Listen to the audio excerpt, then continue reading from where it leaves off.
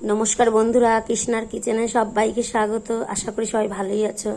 দেখো, আজকে আমি একটা বাচ্চাদের টিফিনের একটা স্যান্ডউইচ রেসিপি তোমাদের সাথে শেয়ার করছি। দেখো আমি স্যান্ডউইচটা কিভাবে বানাই।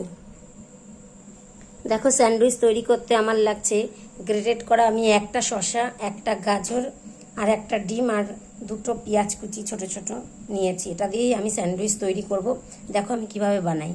প্রথমে গ্রেট করা শসাটাকে ভালো করে চিপড়ে জলটা বের করে নিতে হবে।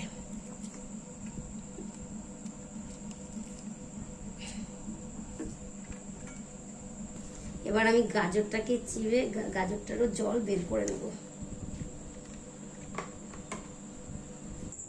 পেঁয়াজটাকে আমি একটু ভেজে নেব, না হলে জল তো আর ঝরানো যাবে না, এটাকে ভেজে নিতে হবে। পেঁয়াজটাকে আমি ভেজে ওর সাথে মিশিয়ে নেব। পেঁয়াজটা আমার ভাজা হয়ে গেছে, আমি এখন পেঁয়াজটাকে মিশিয়ে নেব এর সাথে।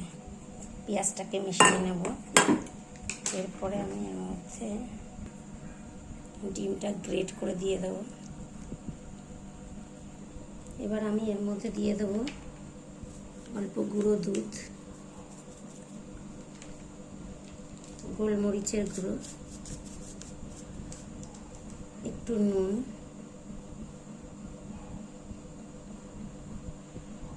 আর দিয়ে দেবো মেয়োনিজ। মেয়োনিজটা তোমরা কিনেই ব্যবহার করতে পারো, কিন্তু আমি বাড়িতে তৈরি করে দিয়েছি, আর এর ভিডিও পরে আমি তোমাদের পাঠিয়ে দেবো। এবার ভালো করে এটাকে মাখিয়ে নিতে হবে।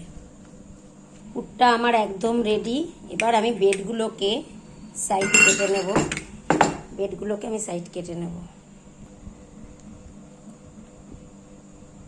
ব্রেডগুলো কেটে নেব। ব্রেডগুলো দেখো আমার কাটা হয়ে গেছে।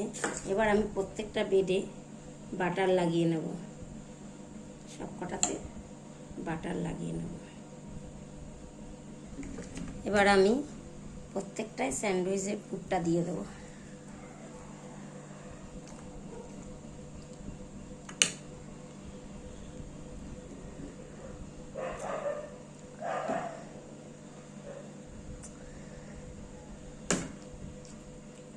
এবার আমি স্যান্ডউইচগুলোকে স্যান্ডউইচের শেপে কেটে নেব।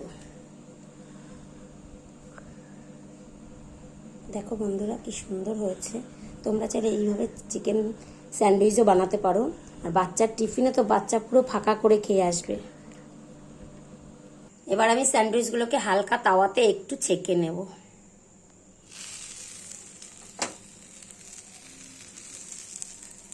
দেখো, স্যান্ডউইচগুলো আমার একদম রেডি আর খেতে ইয়াম্মি। তোমাদের যদি এই ভিডিওটা ভালো লাগে তাহলে অবশ্যই আমার চ্যানেলটাকে সাবস্ক্রাইব, লাইক ও শেয়ার করে দিও।